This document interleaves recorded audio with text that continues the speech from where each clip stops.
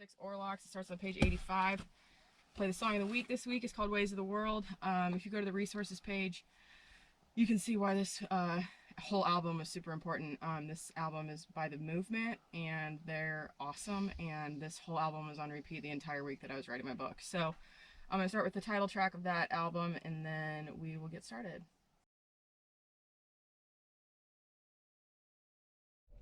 All right, it's a very big day in the van. Back in June last year, we were in Folsom, California, and it was over 105 degrees for 5+ days. And during that whole debacle, not only did my paddleboard explode, but the windows in the van stopped rolling down. So today is February what? 20th? February 20th, yeah. 2020. And it's a big day in the van. Big day in the van. Barry fixed it all by himself. Mine goes down too. This is the best day ever. Now we don't have to sweat to death, and we can go through drive-thrus if we want to. We can do whatever we want. We can pay tolls. We can pay tolls. We could have gone to Niagara Falls now. Unbelievable. All right. All right. It's a big day. What else is possible? At the beginning of 2014, my friend Chris, who was a former U.S. intelligence officer for the Army, he was a U.S. Army veteran, he committed suicide. And as I'm sure you're well aware by now, on average, 20 veterans every day in this country take their own life. And that was how 2014 started off for me.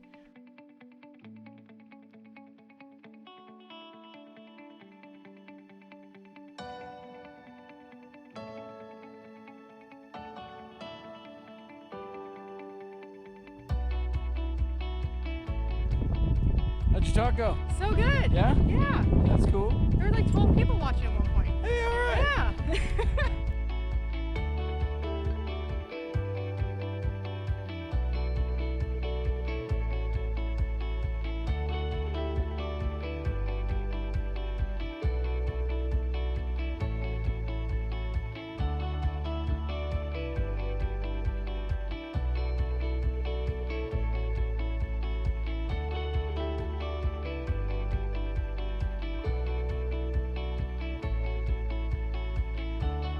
So here we are, ready to do this health.com shoot. There's a lot of hurry up and wait. It's been a while since we've been on a production video, right? Yeah, a couple of years, but a lot of hurry up and wait.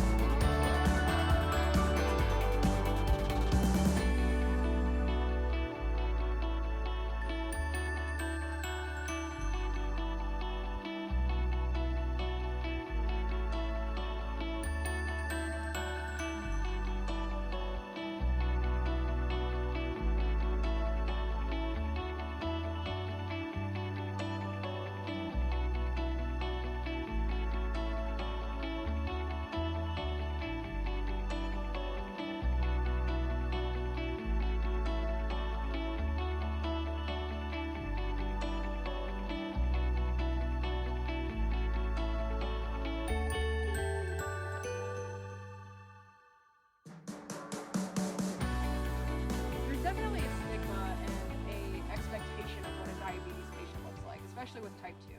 And according to the American Diabetes Association, the latest statistics are telling us that 49% of U.S. adults are pre-diabetic or living with type 2 diabetes. That was a mic drop. Yeah, we're not going to get any better than that. We just get some room tone. Yeah. Chef, that was awesome. you. Thank you. Thank you. Thank you so much. You didn't swear once. I know! I nailed it! Nailed it. You crushed it. So cool. If you guys just want to hang out for like another 2 minutes and just talk to each other, so my associate here. So everybody, this is Steve. Steve, say hi. Steve. Down there we have the handsome Oscar Galvin. Oscar! Yeah, we won't be in the way. We're just gonna kind of tag along with you guys, get some stuff as we go. He's not the grouch. And he doesn't live in a trash can. He's pretty grouchy. Well, if he doesn't live in a trash can, I don't want to know. Hang out for a couple minutes more.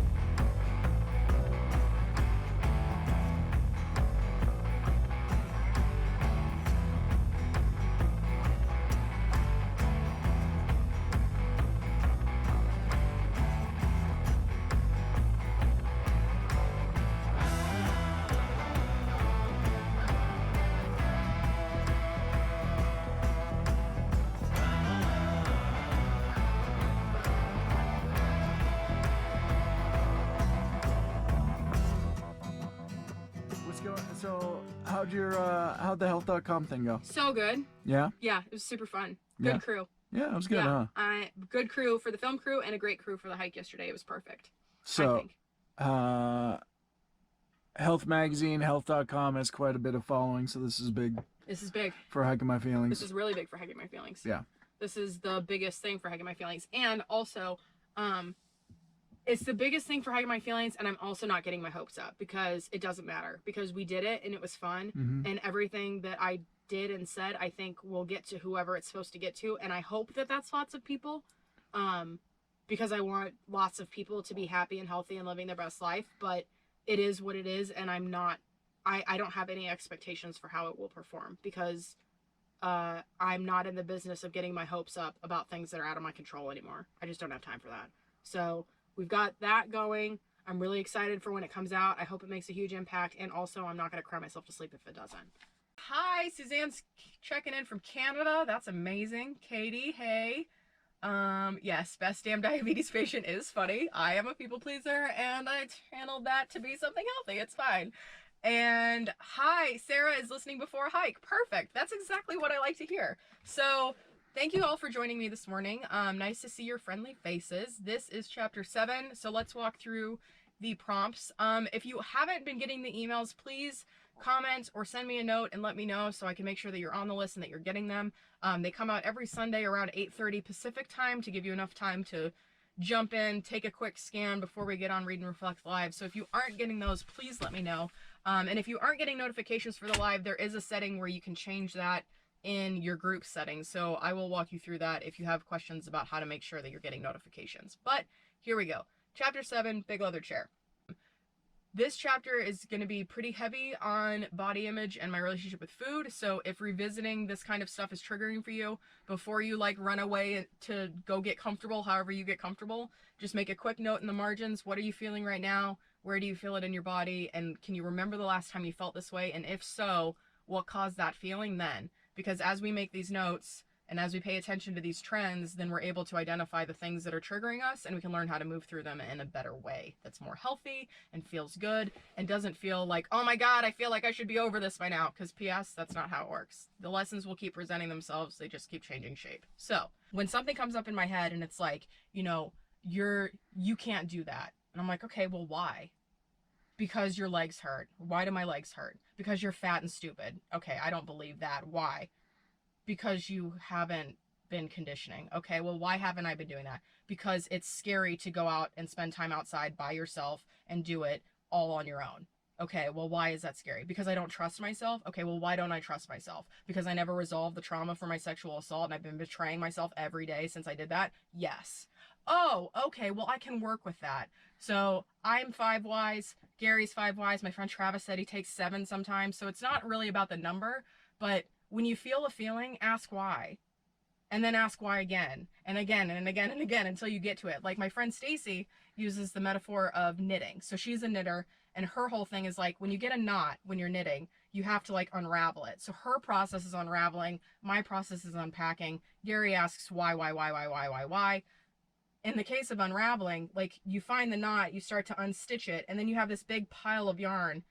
What do you want to make with this? Like once you get to the knot, which is the lie that you've been telling yourself, and you unroll it and you unravel it and you're like, oh, okay, this isn't so scary, then what do you do with the yarn that's left? In my case, it's a backpack. So if you're digging through your backpack, you're full of your trauma and you're like, what is this? Why is all this stuff in here? This isn't mine. This isn't mine. And then you get to it and you're like, oh, that's okay. That's what's in the trauma pack. Well, now I've got all this stuff out here. What do I want to put back in? What do I want to carry with me? In the case of me and my friends that died, for a long time, all I was carrying was the weight of 23 of my friends passing away in the 4 years that I was skydiving. And that was really heavy. And when I was unpacking my trauma pack, I was like, okay, get this out of here. That's not mine. Okay, so all this stuff is outside of my bag now. What do I want to put back in? Well, I'm not going to just like throw away my friends who passed away. Now what's in my backpack is all of the happy memories. How can I keep their legacy alive? What's my favorite memory of them with me on this planet while they were still here? All that kind of stuff. And that's lighter. That feels good. Like my friends who died, that's part of my 10 essentials. That'll never leave my backpack.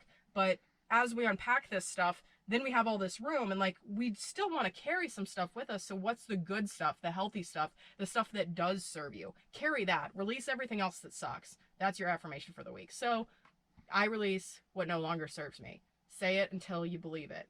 Because this is one of those things where you might have to fake it till you make it. But trust me, it does work as soon as you start being real. Because if you're like, I don't know, my negative thoughts are a cozy blanket, I'm not into it, then it's not going to work for you. But if you're ready to do the work and you actually want to live your best life and you're tired of your own bullshit, at some point you'll be like, let's give this a shot. And when you're ready for that, I'm here for you. So, Jess. Oh, Jess, hi, good morning. Nice to see you here. My deal is I'm afraid of food at this point. I love to cook and eat. I don't know how to eat mindfully. Well, let's talk about that. If you're still here, if Jess is still here, we can chat. So, you're afraid of food at this point. Okay. So let's do this. For one meal this week, breakfast, lunch, or dinner, make it. Like, I don't know what your eating habits are, and this is really hard because you're not here to chat with me, like, face to face, but if you're going out to eat a lot, or if you're eating convenience foods, or if everything's like not healthy, pick one meal this week, breakfast, lunch, or dinner, and make it this week every day for yourself and make it healthy. Just one meal. And if that's too much, just make one meal on one day.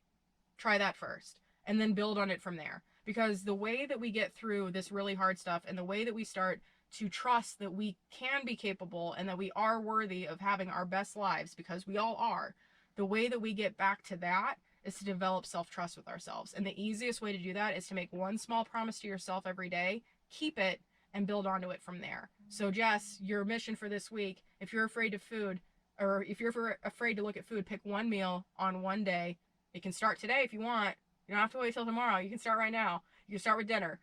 Make a healthy dinner, and then tomorrow decide which meal is going to be the healthy one that you make. And eventually you'll be like, well, if I can make one, I can make three, right? So pick one, do it one day, build on it from there, and let me know how it goes. And if anybody else has any other challenges or anything that you're working through, let me know.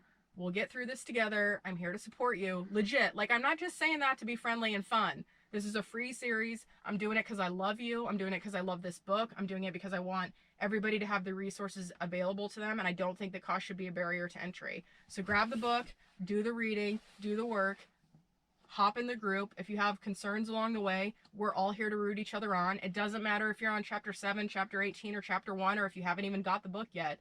Join us. Like, you're right on time. Everything's dope, and I'm stoked to help you out. So have an awesome week, and we'll talk to you soon. Peace. Welcome back. So, updates from Hiking My Feelings for this week. So our Catalina Island retreat is almost sold out. If you want to join us, get your tickets. I guarantee you it's going to sell out by the end of this week.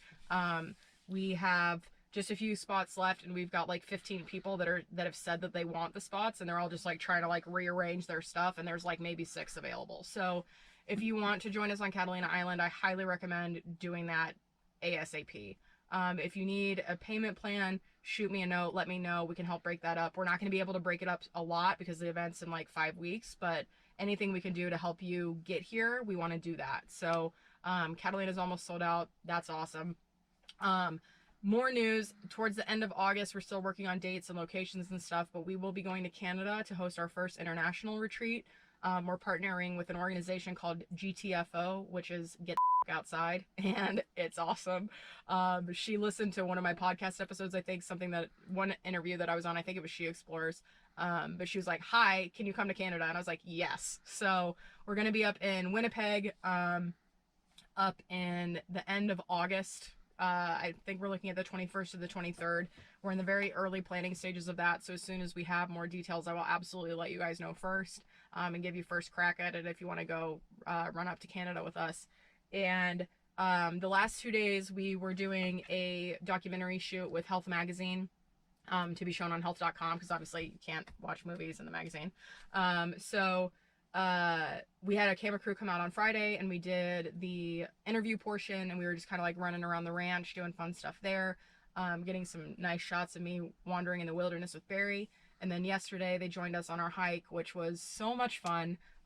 So we had a good crew come out yesterday, and we did, we were going to do the first 2 peaks of the 5-peak challenge, but that was just not happening.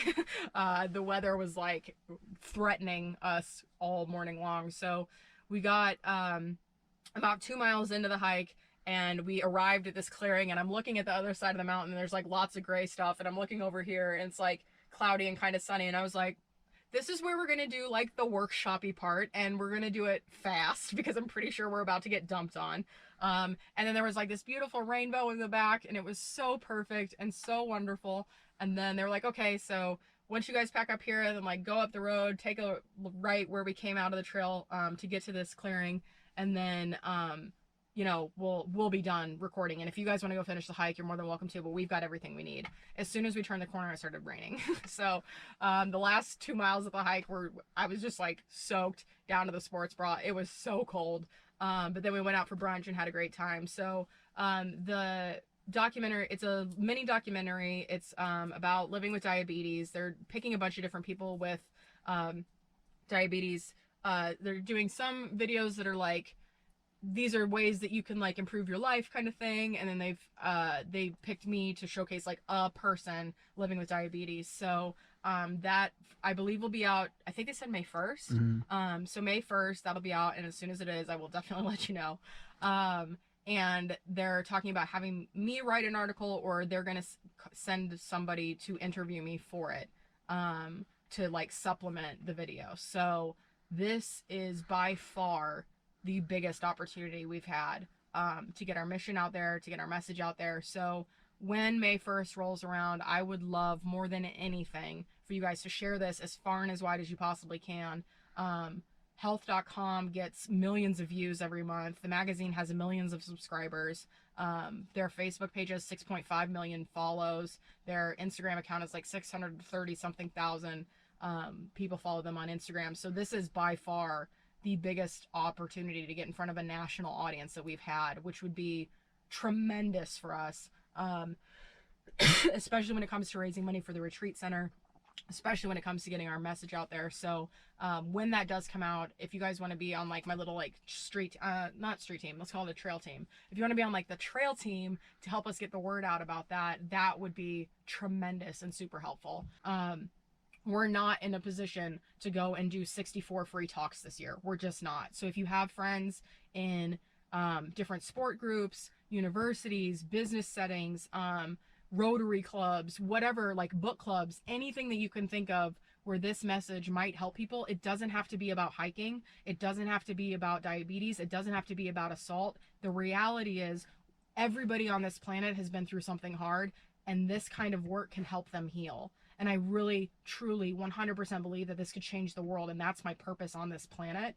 So if you can help us get the word out, if you can help us keep this going, then we can all make some really huge, massive impact on community health in this country and hopefully around the world. So as much as you can, tell your friends, tell your family. If you've got a few bucks to spare, you can donate on our website, Venmo, PayPal, buy a t-shirt, buy the book, tell somebody that they should hire me to speak, like whatever it is. All of those things help us get the word out, and all of those things help us make this world a better place. So Next time on Williams in the Wild.